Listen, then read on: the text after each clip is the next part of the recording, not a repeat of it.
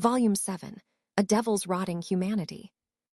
The world trembled, as if the very bones of existence cracked beneath the weight of his words. The sun flickered, not dimming but choking.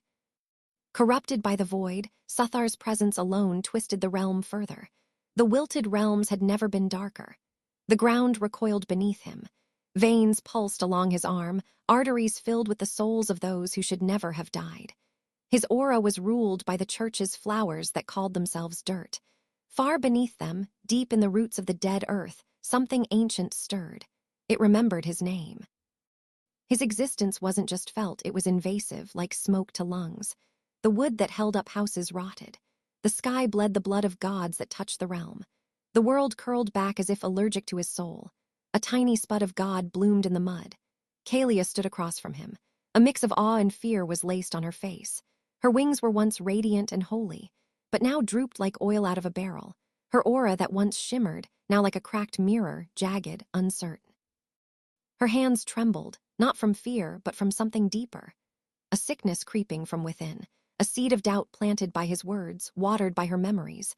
Mountains hunched, rivers flowed backward, and the trees whispered nonsense prayers to gods that hadn't answered in centuries.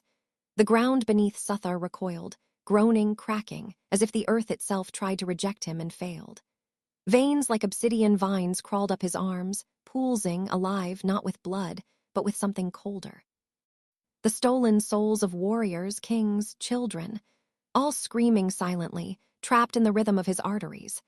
They shimmered beneath his skin, their light flickering like dying stars. Beneath it all, far below the rot and ruin, something in the earth stirred. Deeper than roots, older than death, older than gods. It twisted in its slumber, disturbed by the pulse of familiar corruption. In the hollows of the underworld, the world whispered his name not in fear, but in recognition. It remembered his name. The two just stood there, eyes locked, not moving, barely breathing. The tension was palpable like brain matter. The air hung heavy with a mixture of rain and remnants of overconfidence. They both could only think one thing. What was that? Who was that? Something zoomed towards Kalia. It was so fast that Suthar couldn't see it. It was a key. The key stabbed into the back of Kalia's neck. Her body snapped upright. Her once soft wings became jagged and razor-like. They dripped molten diamonds like regret. Her eyes went blank. The veins on her neck and arms started to flow with a yellow substance like gold and magma combined. Kalia screamed like a banshee. It was half scream, half static. The key locked into place. Her mouth opened, but instead of words, a sharp chime rang out like breaking glass in reverse. 5 mouths made of obsidian started rising out of her throat. Each had teeth sharper than a dragon's claws. The ground shattered below her, becoming too unstable to stand on. Kalia flew up into the dead sky. Suthar stumbled back, instincts flaring. He tried to draw his daggers, but his hand only shook like it wanted no part in this. Kalia took a step forward. The diamonds dripping from her wings hissed when they hit the ground, carving tiny craters into the stone. Her silhouette shimmered, no longer fully flesh, not quite machine. Like she was glitching between holy and devilish. Then she vanished. Kalia reappeared behind him, swinging a wing like a blade. It sliced clean through a nearby column, which crashed into the arena in slow motion. Sparks danced around them. This caught Suthar off guard. It was too fast for his brain to even register what happened. He thought she missed. He could not be more wrong. It was already too late for his brain to register. Or it was more like his brain couldn't register it, because he didn't have one. It was pierced straight through by Kalia's spear. Kalia tilted her head, smiling, but it was the kind of smile you'd see in a dream right before waking up drenched in sweat.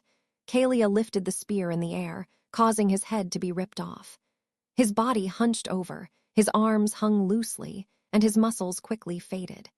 Kalia swung her spear, sending Suthar's head crashing onto the ground. From the pile of bones and flesh that was once Suthar, a finger twitched.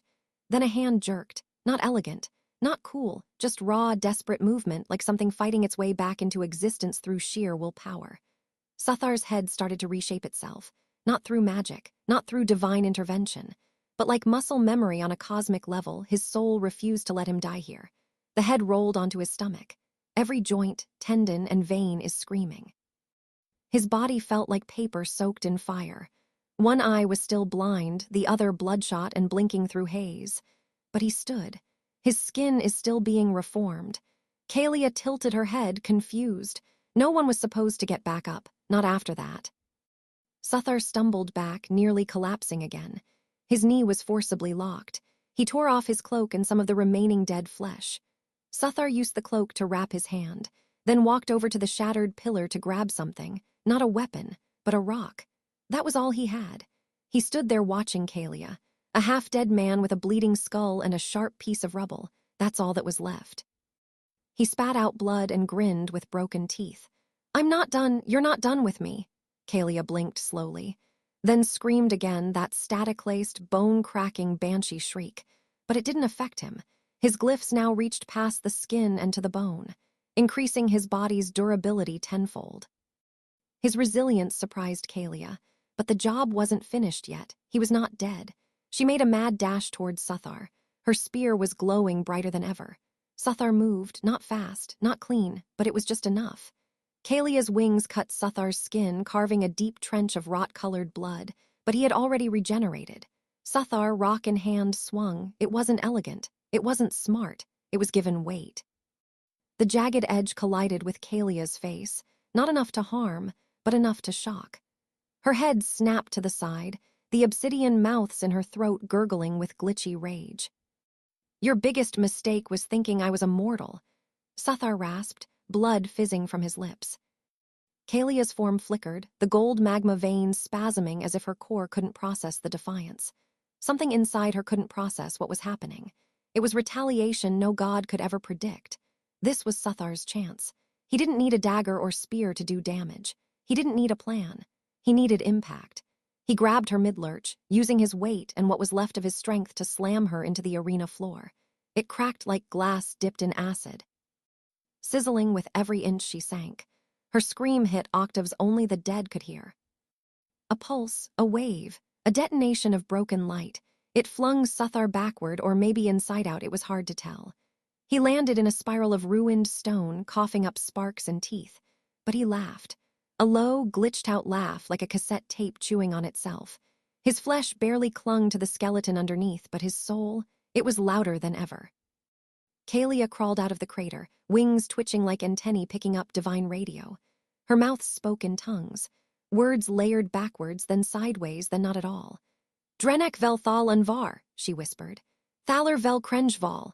The ground below them turned black, not from shadow, but absence, like something ancient was watching, finally interested. A being of stone and gold rose from the ground. Its face started to crack, then its hand, then its legs. The casing started to crumble, revealing a person. She wears no armor, only a garment of shifting threads, a living cloak made from a skinned timeline, constantly unraveling and restitching itself. Her face is usually obscured by a cracked porcelain mask, each fracture etched with prayers to deities long devoured. Her eyes are hollow pits, not empty, but holding miniature voids that pulse with anti-light. Her skin is pale like candle wax, marbled with veins that glow faintly like dying stars caught in a spiderweb.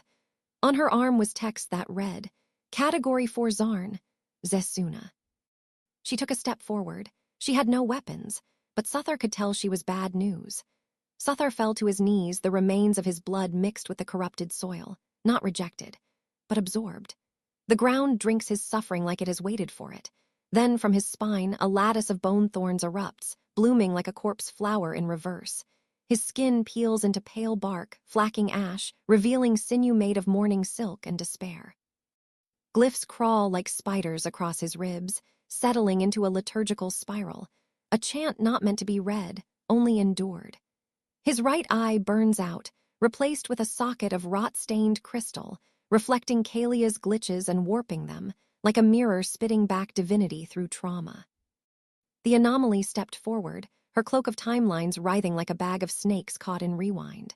With a whisper that echoed in reverse, she raised a single hand and stopped the world. The entire battlefield froze, dust midair, blood in arcs. The echo of Kalia's scream locked in the sky like thunder paused. Only Suthar still moved, slowly, his soul screaming to outpace divine lockdown. His bark skin cracked, bleeding constellations. She opened her palm. A seed lay inside, made from compressed timelines and judgment. She threw it into Suthar's chest. It burrowed in, his form convulsed, his spine arched. The world tried to rewrite him. Suthar's bark split. The glyphs are inverted. The seed was rejected, not ejected, but digested. He leapt, not flying, falling upward, spiraling like a meteor of ash and memory. Zesuna raised her hand and Suthar grabbed it, not to stop her, to pull her in. He wrapped all 6 arms around her, then detonated his form into a burst of elegiac matter, rewriting her structure into rot memory. She didn't scream. Suthar turned back to Kalia, who was shaking in her boots from the sight. Her legs gave out, and the effects of the key started to fade, dissolving the key with it, and making her pass out. Suthar picked her up, holding her like a princess. When Suthar turned around, an image of his old family flashed through his mind. His mother, father, and sister, all sitting at the table, ready for dinner. When the image faded, it was replaced by the souls of those he's both killed and helped. T-Zane, Alucard, the quadruplets red, orange, blue, and yellow all stood there, like a makeshift family. A single tear rolled down his face.